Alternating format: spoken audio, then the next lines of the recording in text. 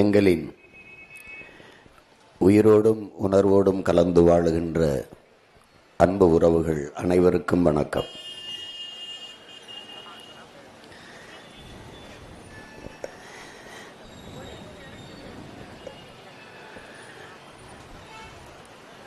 நீண்ட நெடிய வரலாற்று பெருமைகள் பல கொண்ட தமிழர் என்கிற தேசிய இனத்தின் பிள்ளைகள் நாங்கள். திட்டமிட்டு எமக்குள்ளே மொழிப்பற்று இனப்பற்று இல்லாது ஒழித்து சாதிப்பற்று மதப்பற்றை ஊட்டி பிளந்து பிரித்து சிதைத்து அழித்து முடித்திருப்பதை நாங்கள் அறிகிறோம். தெற்காசிய முழுமைக்கும் பரவி வாழ்ந்தவர்கள் தமிழர்கள்தான், மற்ற இனங்களெல்லாம் வந்து குடியேறியவர்கள் என்று அமெரிக்க ஹார்வர்ட் பல்கலைக்கழகத்தினுடைய பேராசிரியர் பெருமக்கள் டோனி ஜோசப்பும் ரிச்சர்டு மார்டினும் தங்களுடைய ஆய்விலே நிறுவுகிறார்கள். அறிவாசான அம்பேத்கர் அவர்கள் இந்திய நிலப்பரப்பு முழுதும் தமிழை தாய்மொழியாக கொண்ட நாகர்கள்தான் பரவி வாழ்ந்தார்கள் என்கிறார். என்னுடைய மூதாதைகளின் மொழி கூட தமிழ்தான் என்கிறார். இந்த நாட்டை என் நாடு என்று சொந்தம் கொண்டாடி கொள்ள ஒரே ஒரு இனத்திற்குத்தான் உரிமை உண்டு, அது தமிழர்களுக்குத்தான் என்கிறார். இமயவரை பரவி இருந்த நாங்கள், தெற்காசிய முழுமைக்கும் பரவி வாழ்ந்த நாங்கள், இந்த காலடியில் குறுக காரணம் என்ன? இமயத்தில் கொடியை நட்டான் இமயவரம்பன் நெடுஞ்சேரலாதன் என்றால் ஊரன் நாட்டில் ஓடிப்போய் என் பாட்டன் நட்டிருக்க முடியாது. பகருளி ஆற்றுடன் பன்மலை அடுக்கத்து குமரிக்கோடும் கொடுங்கடல் கொல்ல வடதிசை கங்கையுமை இமயமும் கொண்டு தென் திசை ஆண்ட தென்னவன் வாழி என்று எங்களுடைய மூதாதை இளங்கவடிகள் சிலப்பதிகாரத்தில் பாடுகிறார் என்றால், இமயவரை பரவி வாழ்ந்து அதிகாரத்தை செலுத்தியவன் தமிழன் என்று இலக்கிய சான்று கூறுகிறது. வடவேங்கடம் தென்குமரி ஆயிடை தமிழ் கூறும் நல்லுலகு என்று தொல்காப்பியம் கூறுகிறது.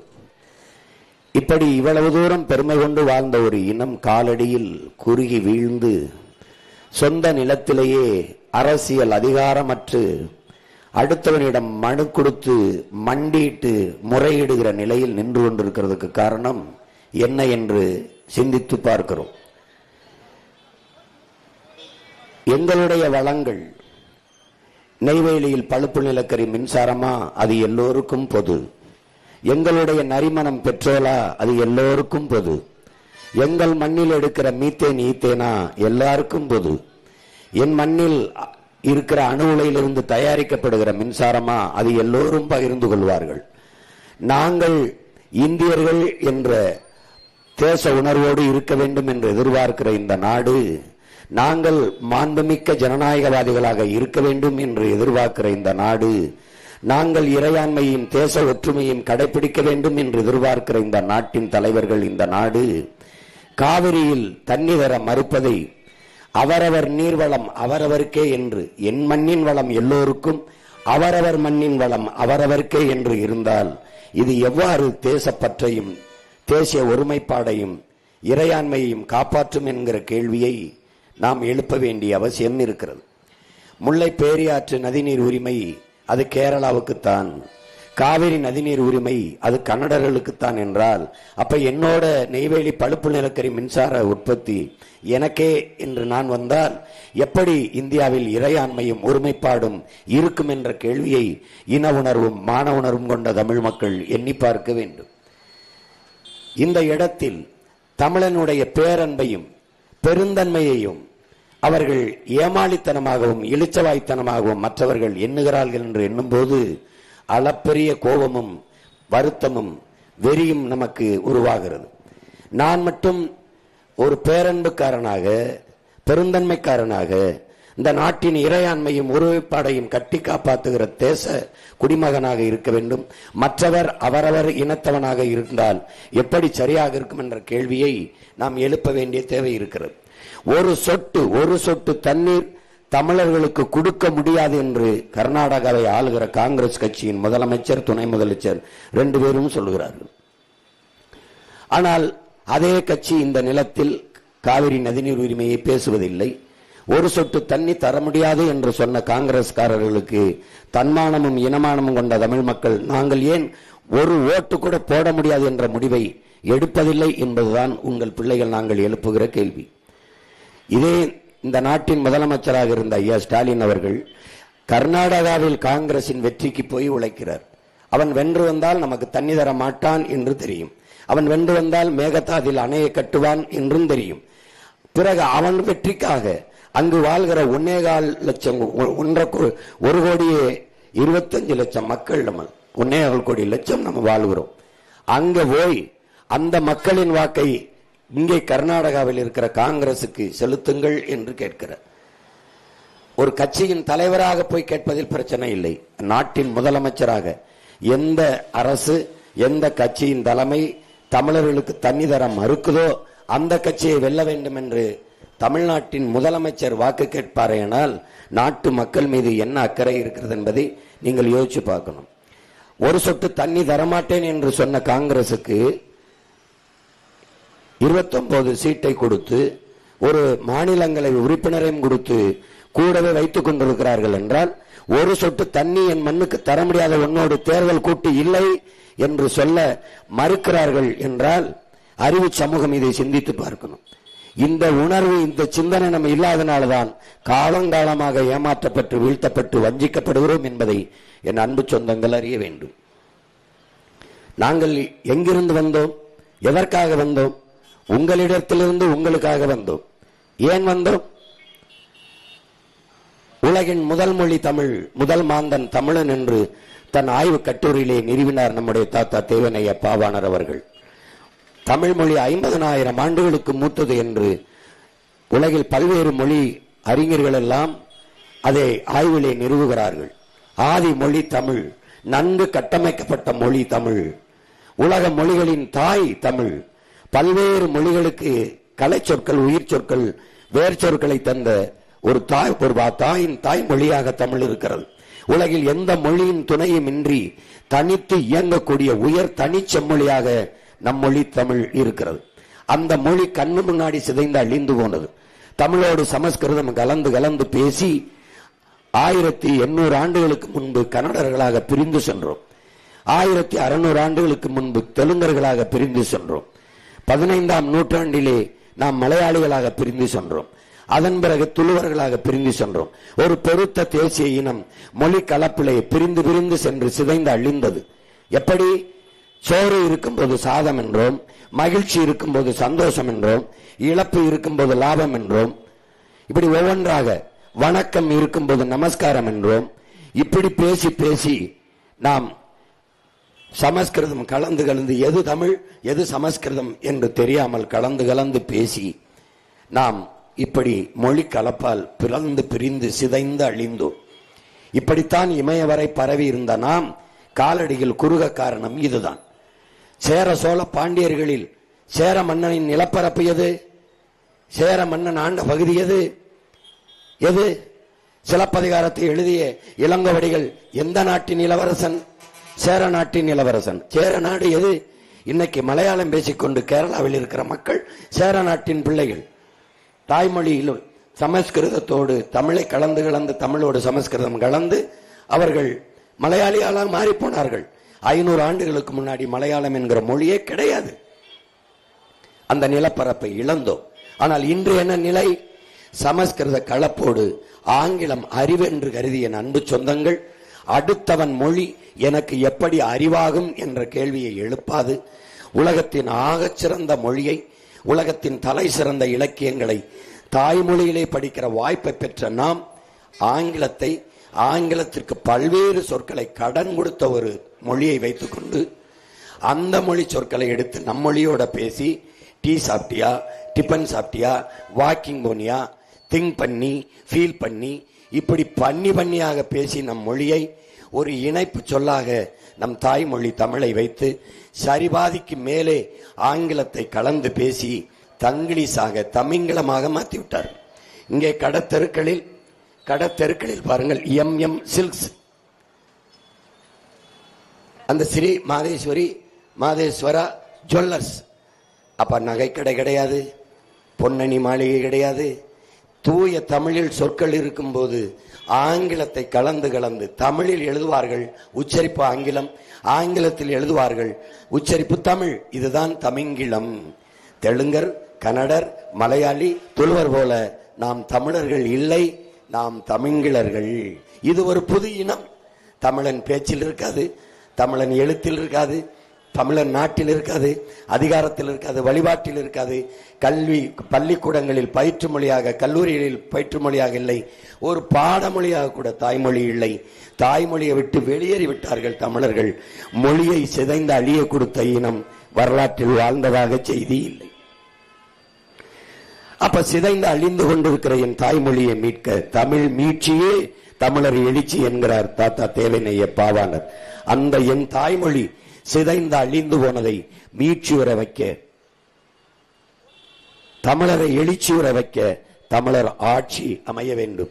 அப்ப என் தாய்மொழியை மீட்க காக்க வேற வழியின்றி அந்த தாயின் பிள்ளைகள், இந்த தலைமுறை தமிழ் பிள்ளைகள் வந்தோம். வரலாற்றில் புறக்கணிக்கப்பட்ட இனத்தின் மக்கள் ஒரு நாள் தங்களுக்கான வரலாற்றை தாங்களே எழுதுவார்கள் என்கிறார் புரட்சியாளர் அண்ணல் அம்பேத்கர். நாங்கள் எங்கள் வரலாற்றை இழந்தோம், எங்கள் வரலாற்றை மறந்தோம், நாங்கள் யார் என்ற பெருமையை மறந்தோம். அதனால் எங்களுக்கு வரலாறு என்பதே இந்த 100 ஆண்டு கால திராவிட கட்சிகளின் வரலாறு, 60 ஆண்டு கால திராவிட கட்சிகளின் வரலாறு, ஆட்சிகளின் வரலாறு தான். எதுவென்றாலும் எல்லா இருந்தாலும் ஐயா ஈவேரா தான், அவர்தான் படிக்க வைத்தார், அவர்தான் பெண்களுக்கு போராடினார், அவர்தான் உனக்கு எல்லாம், அவர்தான் பல்லு விளக்கி விட்டார், அவர்தான் சட்டை போட்டு விட்டார், எல்லாம் பெரியார். நாங்கள் சொல்கிறோம், எங்கள் இனத்தின் முன்னோர்கள் ஒவ்வொருவரும் எங்களுக்கு பெரியார் என்று வந்தோம். எல்லா அடையாளங்களையும், எம்மின அடையாளங்களை மறைத்து திராவிட அடையாளங்களை, இந்திய அடையாளங்களை நிறுவினார்கள். வரலாற்றிலே வீரன் என்றால் மராட்டிய மன்னன் சிவாஜி தான், அதைத்தான் எங்களுக்கு படிப்பித்தார்கள். அப்போது எங்களது முன்னவர்கள், எங்கள் பாட்டன் தீரன் சின்னமலை, பூலித்தேவன், மருதுபாண்டியன், கட்டப்பொம்மன், எங்களுடைய பாட்டி வேலுநாச்சியார், சுந்தரலிங்கனார், அழகுமுத்துக்கோன், எங்கள் முன்னையில் எங்க முன்னவர்கள் பண்டாரவன்னியன், எங்க மூதாதையர்கள் எல்லாம் வீரர்கள் இல்லையா என்ற கேள்விக்கு பதிலில்லை. வல்லபாய் பட்டேலை படிக்க வைத்தார்கள். செக்கெழுத்த செம்மல் என் பாட்டன் வஉசியை வரலாற்றில் மறைத்தார்கள். வீர பெண் என்றாலே சான்சிராணி தான்.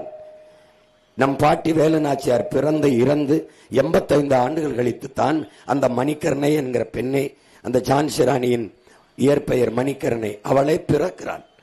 அப்போது நமக்கு வரலாற்றில் தென்னாட்டின் சான்சிராணி என்று நம் பாட்டி வேலுநாச்சியாரை எழுதுகிறார்கள். அவளை எழுத வேண்டும், வடநாட்டின் வேலுநாச்சியார் என்று வரலாறு மறைக்கப்படுகிறது. வரலாற்றை மறந்துவிட்ட இனம் சுடுகாட்டில் இறந்து கிடக்கிற பிணம் என்கிறான் ஹோசிமின். வரலாற்றில் தெளிவு வராத எந்த இனமும் எழுச்சியுற முடியாது என்கிறான் புரட்சியாளர் லெனின். வரலாற்றை படிக்காதவன் வரலாற்றை படைக்க முடியாது என்கிறார் புரட்சியாளர் அண்ணல் அம்பேத்கர். வரலாறு தான் எங்கள் வழிகாட்டி என்கிறார் எங்கள் உயிர் தலைவன் மேதகுவே பிரபாகரன் அவர்கள். அப்ப வரலாற்றை மறந்துவிட்ட இனமும், அதையெல்லாம் வாசித்து நேசித்த பிள்ளைகள் நாங்கள். வேற இழந்த மரமும் வரலாற்றை மறந்த இனமும் வாழாது என்ற புரிதலோடு வரலாற்றை திருப்பி மறுபடி எம்முடைய வரலாற்றை கிளர்ந்து எழுதுவதற்காகவே நாங்கள் வந்தோம். என் அன்பு சொந்தங்களே, இழந்த உரிமை, கச்சத்தீவு இல்லை, காவிரி நதிநீர் உரிமை இல்லை, முல்லை பேரியாற்று நதியுரிமை இல்லை, நிலமெங்கும் நச்ச ஆலைகள். ஒவ்வொரு காலகட்டத்திலும் நாங்கள் வேளாண்மைக்கு காவிரி நதிநீருக்கு கையேந்தி நிற்க வேண்டியது இருக்கிறது. 500 TMC 450 TMCக்கு குறையாம தண்ணீர் வந்து கொண்டிருந்த காலத்தில் வழக்கை தொடுத்தார் ஐயா கருணாநிதி, கூடுதலாக தண்ணி வேண்டும் என்று. அப்போது பிரதமர் அமைச்சராக இருந்தது அம்மையார் இந்திரா காந்தி. கர்நாடகாவில் ஆளுகிற உயரத்தில் காங்கிரஸ் இருப்பதால் அதை இழக்க தயாராக இல்லாத காங்கிரஸ் அந்த வழக்கை திரும்ப பெறுங்கள் என்று ஐயா கருணாநிதி அவர்கள் அழுத்தம் கொடுத்ததால் ஆட்சியை கலைச்சு விடுவார்களோ என்ற அச்சத்தில் வழக்கை திரும்ப பெற்றார். அது பிரச்சனையாக மாறியது. ஒவ்வொரு ஆண்டும் கையேந்தி 450 டிஎம்சி 500 டிஎம்சி இங்கே இப்ப 150 டிஎம்சிக்கு வழக்கு போட்டு ஒவ்வொரு நாளும் போராடி போராடி பெற வேண்டிய நிலைமையில் இருக்கிறது. 950 மில்லிமீட்டர் நமக்கு ஆண்டு ஒன்றுக்கு மழை, 4500 டிஎம்சி கிட்ட மழை தண்ணீர் நமக்கு கிடைக்கிறது. அந்த நீரிலே 1500 டிஎம்சியை தான் நான் பயன்படுத்துகிறோம். மீதியை கடலிலே கலக்க விடுகிறோம். உங்கள் பிள்ளைகள் நாங்கள் ஆட்சிக்கு வரும்போது தண்ணீரின் தேவையில் தன்னிறைவு என்ற திட்டத்தை கொண்டு வந்து, நீரின்றி அமையாத உலக இந்த நீர்வள பெருக்கம் என்ற திட்டத்தை கொண்டு வந்து கடலிலே கலக்கிற அந்த 1500 டிஎம்சி போக மீதி 2500 டிஎம்சிக்கு மேலே கடலிலே கடக்கிறது. அதிலே 500 டிஎம்சியை நாங்கள் சேமித்தாலே போதும். கணக்கில்லாத ஏரி, குளம், குட்டை, கம்மாய், தாங்கள், கரணை என்று வெட்டி வெட்டி நம்ம தேக்கினாலே நம்ம அடுத்தவனிடத்திலே கையேந்த வேண்டிய அவசியமில்லாமல் போகும். தன்மானத்தோடு தமிழர்கள் தண்ணீரின் தேவையிலே தண்ணீரை விடந்து வாழ முடியும். அதை செய்தே ஆக வேண்டும் என்பதற்காகத்தான் உங்கள் பிள்ளைகள் நாங்கள் வந்தோம். வேளாண்மையை கைவிட்ட நாடுகள் எல்லாம் பிச்சை எடுக்கிறது. வேளாண்மை என்பது தொழில் அல்ல, அது நம்முடைய பண்பாடு, அது நம்முடைய கலாச்சாரம், நம்ம வாழ்க்கை முறை. ஆதியில் இருந்து நாம் செய்தது அதுதான். நம்ம வாழ்க்கையோடு பின்னி பிணைந்த ஒன்று. அந்த வேளாண்மையை கைவிட்டு விட்டு நம் மக்கள் உழைப்பிலிருந்து வெளியேறிவிட்டார்கள். ஒரு தாழ்வு மனப்பான்மை. வேளாண்மை படிக்காதவன் செய்கிற தொழில், ஆடு மாடு வளர்ப்பதெல்லாம் படிக்காதவன் செய்கிற வேலை என்று என் மக்கள் எண்ணுகிறார்கள். இல்லை, படித்தவனும் செய்யலாம் என்று வேளாண்மை செய்வது அரசு பணி, ஆடு மாடு வளர்ப்பது அரசு பணி என்று மாற்றி அந்த வேளாண்மையை அழிய விடாமல் மீட்டுருவாக்கம் செய்து மறு கட்டமைப்பு செய்யவே உங்கள் பிள்ளைகள் நாங்கள் வந்தோம்.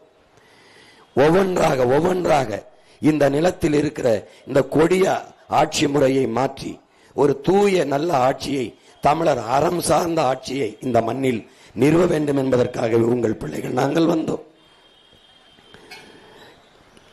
1 விழுக்காடு 2 விழுக்காடு அரை விழுக்காடு வாக்கு வச்சிருக்கிறவர்கள் எல்லாம் கூட்டணியில் பேரம் பேசி சீட்டும் நோட்டும் வாங்கி கொண்டு போகும்போது 8.5 விழுக்காடு 36 லட்சம் வாக்கு தனித்த ஒரு கட்சி, இது எங்கள் வாக்கு என்று சொல்லக்கூடிய ஒரு தகுதியை பெற்ற கட்சி உண்டென்றால் அது நாம் தமிழர் கட்சி மட்டும்தான். திமுக இது எங்க கட்சியின் வாக்கு என்று சொல்ல முடியுமா? இல்ல அதிமுக இது எங்க கட்சியின் ஓட்டு என்று சொல்ல முடியுமா? முடியாது. இப்படி தனித்து நிற்கிற உங்கள் பிள்ளைகள் எங்களை எத்தனை கட்சிகள் பேரம் பேசி, எத்தனை ஆயிரம் கோடி பேரம் பேசி எவ்வளவு பதவி ஆசையை காட்டியிருப்பார்கள். ஏன் நாங்கள் செல்லவில்லை? நாங்கள் பதவிக்காக வந்தவர்கள் இல்லை, எம் மக்களின் உதவிக்காக வந்தவர்கள். நாங்கள் எம் மக்களை வைத்து பிழைக்க வந்தவர்கள் அல்ல, எம் மக்களுக்காக உழைக்க வந்தவர்கள். நாங்கள் பணத்துக்காக வந்தவர்கள் அல்ல, நாங்கள் பிறந்த பெருமை மிக்க தமிழர் என்கிற இனத்திற்காக வந்தவர்கள். அதனால்தான் தனித்து நிற்கிறோம், தனித்துவத்தோடு நிற்கிறோம், உயர்ந்த தத்துவத்தோடு நிற்கிறோம். மாற்றம் என்ற சொல் என்பது வெறும் சொல்லல்ல, அது செயல் என்ற புரிதலோடு இந்த களத்திலே நிற்கிறோம். இது மாற்றத்திற்கான எளிய மக்களின் புரட்சி என்ற முழக்கத்தை முன்வைத்து நிற்கிறோம். அதனால்தான் மாறுவோம், மாற்றுவோம், இது மாற்றத்திற்கான எளிய மக்களின் புரட்சி என்று. இப்படித்தான் ஒரு புள்ளியிலிருந்து தான் ஒவ்வொன்றும் தொடங்கி இருக்கிறது. உடன் பிறந்தார்களே, ஒரு வண்டி நிறைய குப்பை என்றாலும் அதை கொளுத்துவதற்கு வண்டி நிறைய யாரும் நெருப்பை எடுத்து செல்வதில்லை. ஒரு தீப்பெட்டி, ஒரு தீக்குச்சி தான். இப்போ உங்க கைகளில் உங்கள் பிள்ளைகள் தீக்குச்சிகளாக இருக்கிறோம். கொளுத்தி போடுங்கள். அநீதிக்கு எதிராக, அடக்குமுறைக்கு எதிராக, பசி பஞ்சம் ஊழல் லஞ்சத்திற்கு எதிராக, சாதிய இழிவு தீண்டாமை கொடுமைக்கு எதிராக, பெண்ணி அடிமைத்தனம் வன்முணர்வு கொலைகளுக்கு எதிராக, மதுமத போதைக்கு எதிராக, வள கொள்ளைகளுக்கு எதிராக இந்த புரட்சி தீ பற்றி எரியட்டும். உங்கள் பிள்ளைகள் தீக்குச்சிகளாக எரிகிறோம் என்றுதான் உங்கள் கைகளில் வந்து இருக்கிறோம். எனவே என் அன்பு சொந்தங்கள், என் அருமை உடன் பிறந்தார்கள், பேரன்பு மிக்க எனது பெற்றோர்கள், உங்கள் பிள்ளைகள் நாங்கள் எடுத்து வைக்கிற அரசியலை கொஞ்சம் ஆழ்ந்து கவனியுங்கள். மற்றவர்கள் சொல்லுகிற அரசியலையும் பாருங்கள். நாங்கள் வந்தால் மிக்சி தருவோம், கிரைண்டர் தருவோம், அண்டா தருவோம், 2000 தருவோம், 10,000 தருவோம், பிரிட்ஜ் தருவோம், டிவி தருவோம், அதெல்லாம் நாங்கள் சொல்ல மாட்டோம். அதையெல்லாம் நீங்களே வாங்கிக் கொள்கிற வேலை வாய்ப்பையும் வசதியையும் வருவாய் பெருக்கத்தையும் உங்கள் பிள்ளைகள் தருவோம். தன் கையை சார்ந்து வாழ்கிற தற்சார்பு தன்மான வாழ்க்கையை உங்கள் பிள்ளைகள் உங்களுக்கு தருவோம். ஏனென்றால் என் ஆத்தாலும் அப்பனும் கையேந்தது அவமானமாக கருதினேன். என் உடன் பிறந்தார்கள் என் தம்பியும் தங்கையும் கையேந்துவதை அவமானமாக நான் கருகிறேன். ஒரு தேசிய இனத்திற்கான தலைகுனிவாகவும் இழிவாகவும் கருதுகிறோம். என்ன வளம் இங்கே இல்லை, அந்த வளத்தை வைத்து நிலத்திலே எண்ணற்ற வேலை வாய்ப்பை உருவாக்கி உங்கள் பிள்ளைகள் படித்தவர் படிக்காதவர் அனைவருக்கும் அரசு வேலை, இனி படிக்காதவரே இல்லை என்ற நிலையை உருவாக்குவது எங்களின் அடுத்த வேலை என்ற கனவோடு இந்த களத்திலே நிற்கிறோம். எனவே இலவசங்கள் என்பது உங்கள் பிள்ளைகளின் எங்களின் ஆட்சியிலே அறிவை வளர்க்கும் கல்வி உலகத்தரத்திற்கு சரியாக சமமாக தரமாக கொடுப்போம். உயிரை காக்கும் மருத்துவம் ஒரு மகத்தான சேவை, அது என் மக்களுக்கு தேவை என்ற அடிப்படையிலே உயர்ந்த மருத்துவத்தை நாட்டின் முதன்மை அமைச்சருக்கு என்ன மருத்துவம் கிடைக்குமோ அது கடைகோடி மகனுக்கும் கிடைக்க செய்வதுதான் சரியான மக்களாட்சி. சரியாக சமமாக தரமான மருத்துவத்தை தரமுயர்த்தி என் மக்களுக்கு கட்டணமல்லாமல் கொடுப்போம். பிறகு குடிநீரை, தூய குடிநீரை, உலக உயிர்களின் உயிர் தேவையாக இருக்கிற நீரை விற்பனை பண்டமாக மாற்றிவிட்டார்கள். அதை தடுத்து தூய குடிநீரை என் மக்களுக்கு, என் நாட்டு குடிகளுக்கு சரியாக தரமான குடிநீரை கட்டணமில்லாமல் கொடுப்போம். பிறகு தடையற்ற மின்சாரத்தை கொடுப்போம். எரிகாற்று உருளை கொடுப்போம், இலவசமாக இல்லை, குறைந்த கட்டணத்திற்கு. நாங்களே எரிகாற்று உற்பத்தி செய்வதால் குறைந்த கட்டணத்துக்கு உற்பத்தி செலவை மட்டும் எடுத்துக்கொண்டு என் மக்களுக்கு தடையின்றி எரிகாற்று சிலிண்டரை கொடுப்போம். பயணிக்க நல்ல பாதை கொடுப்போம், தரமான போக்குவரத்து கொடுப்போம். இப்படி இதுதான் அடிப்படை கட்டமைப்பு. அதை உங்கள் பிள்ளைகள் செய்வோம்.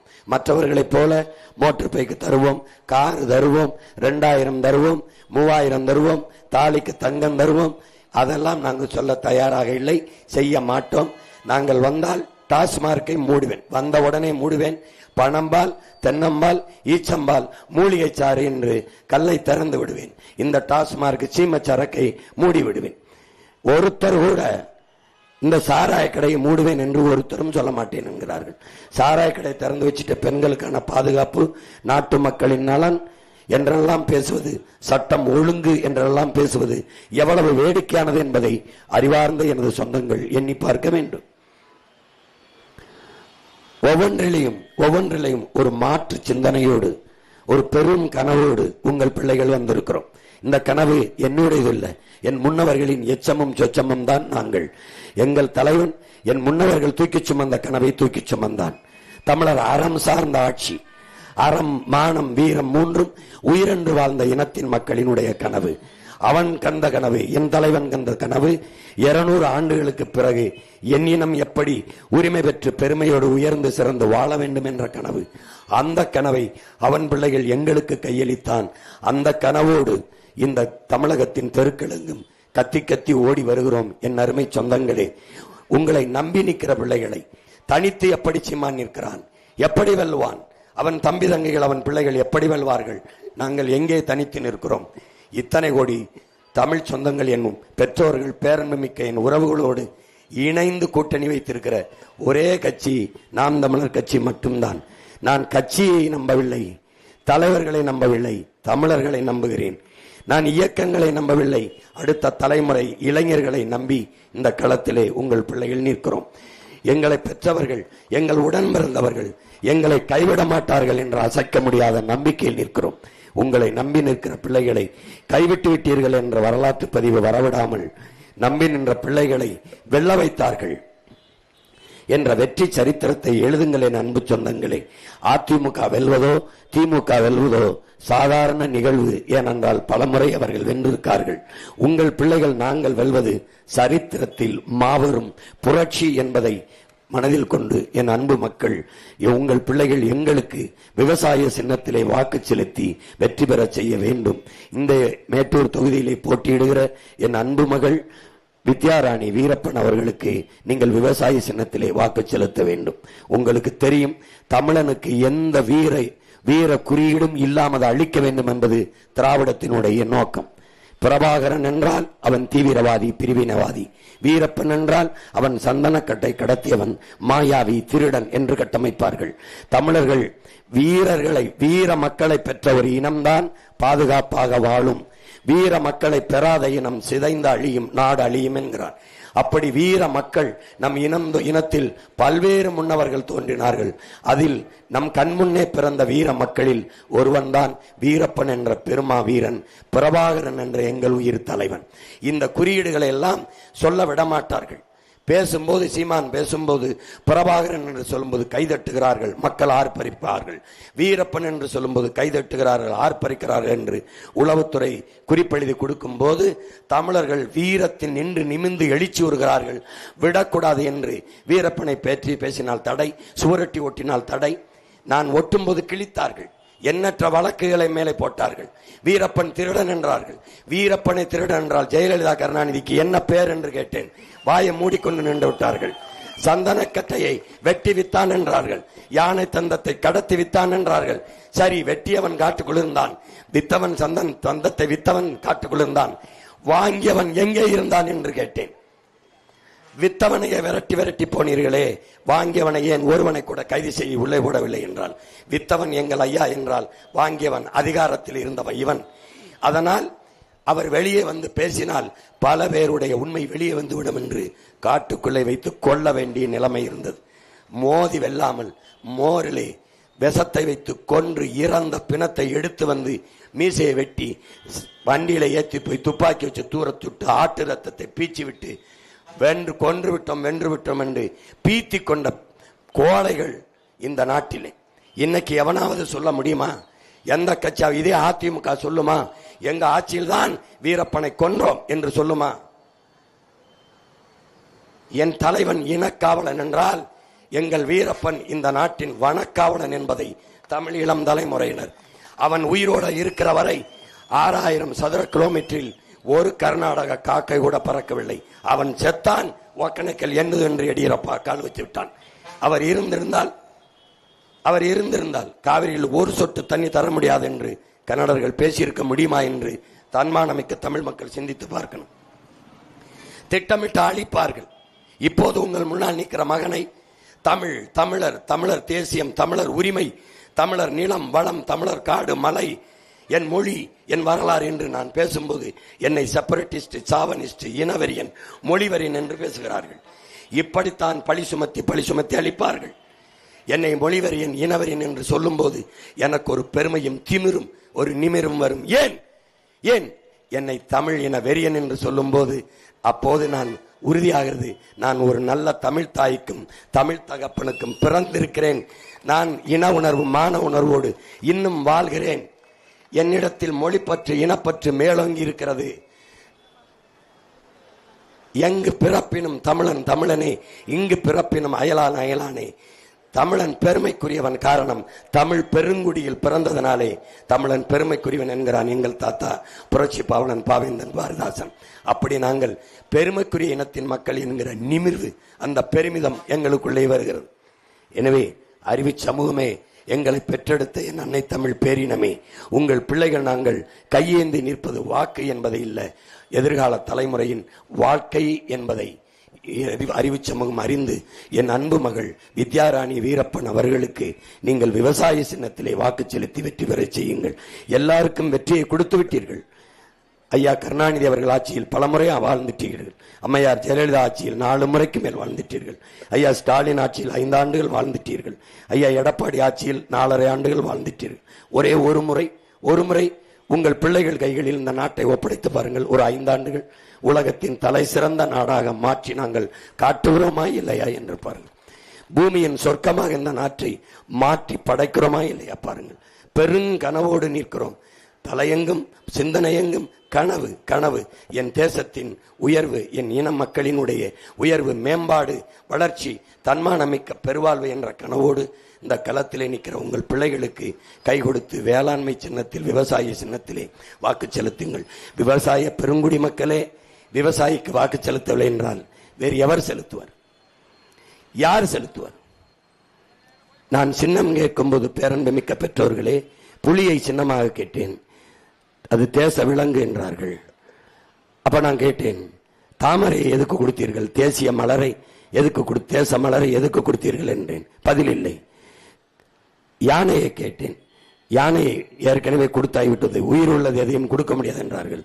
அப்ப யானையை கேட்டேன், காளமாட்டை கேட்டேன், உயிருள்ள எதையும் கொடுக்க முடியாது என்றார்கள். ஆனால் கடைசியாக ஒரு விவசாயி சின்னத்தை கொடுத்தார்கள். ஏன் விவசாயி சின்னத்தை கொடுத்தார்கள்? விவசாயி எவனும் உயிரோடு இல்லை என்று அவர்கள் நம்புகிறார்கள். அதை ஏன் எனக்கு கொடுத்தார்கள்? தன் உயிரை கொடுத்தாவது விவசாயியும் சீமான் காப்பாற்றுவான் என்று என்னிடத்தில் கொடுத்திருக்கிறார்கள். என் அன்பு மக்கள், கற்றறிந்த பெருமக்கள், பல்லாயிரக்கணக்கில் ஆசிரியர்கள் வேலை இல்லை என்று வீதியில் நிற்கிறீர்கள், ஊதிய உயர்வுக்காக போராடுகிறீர்கள், பணி நியமனத்திற்காக காத்திருக்கிறீர்கள், பகுதி நேர ஆசிரியர்கள் பணி நிரந்தரத்திற்கு நிற்கிறீர்கள், படித்த மருத்துவர்கள் ஊதிய உயர்வுக்கு நிற்கிறீர்கள், செவிலியர்கள் பணி நிரந்தரத்திற்கும் ஊதிய உயர்வுக்கும் போராடுகிறீர்கள், வேளாண்குடி மக்கள் சேமிப்பு கிடங்கு கட்டி நாங்கள் விளைவித்த பொருளை சேமிங்கள் என்று கதறுகிறீர்கள், போராடுகிறீர்கள், கொள்முதல் செய்து உரிய விலையை அகவிலையை கொடுத்து எடுத்துக் கொள்ளுங்கள் என்று போராடுகிறீர்கள். எல்லோரும் போராடுகிறீர்கள், கோபப்படுகிறீர்கள். இந்த பிரச்சனையெல்லாம் தந்தவனே திருப்பி எப்படி ஆட்சிக்கு வருகிறான்? அதுதான் உங்கள் பிள்ளைகள் எங்களுக்கு இருக்கிற கேள்வி. எனவே அறிவார்ந்த பெருமக்கள், கற்றறிந்த சான்றோர்கள், உழைக்கும் உழவர் குடிமக்கள் எல்லோரும் இந்த முறை ஒரு மாற்றத்திற்காக சிந்திச்சு என் மகளுக்கு இந்த வேளாண்மை விவசாய சின்னத்திலே வாக்கு செலுத்தி வெற்றி பெற செய்யுங்கள். எங்களின் வெற்றி உங்களின் வெற்றி. நாம் தமிழர் கட்சியின் வெற்றி இல்ல, நாம் பிறந்த பெருமை மிக்க தமிழர் என்கிற இனத்தின் வெற்றி என்பதை புரிந்து கொண்டு வாக்கு செலுத்துங்கள். புரட்சி எப்போதும் வெல்லும். உங்கள் பிள்ளைகள் எங்களின் வெற்றி அதை சொல்லும். எங்கள் இலக்கு ஒன்றுதான், நம் இனத்தின் விடுதலை. இனம் ஒன்றாவோம், இலக்கை வென்றாவோம். தமிழ்தாய் வாழ்க, எங்கள் தலைவர் பிரபாகரன் வாழ்க, மாவீரன் வீரப்பனார் புகழ் வாழ்க, என் அன்பு மகள் வித்யாராணி வெல்க. நன்றி, வணக்கம். நாம் தமிழர்.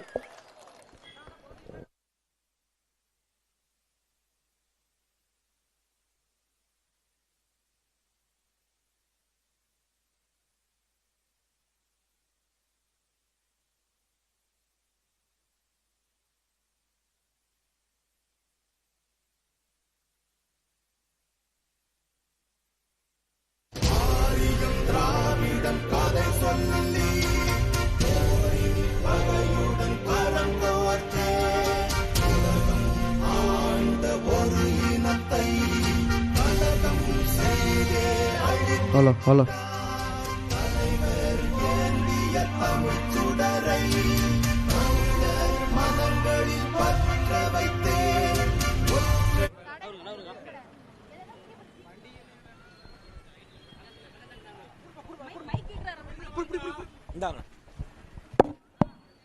அன்பு செல்வத்திற்கு செந்தமிழ் வீரப்பன் என்ற பெயரை சூட்டுகிறேன்.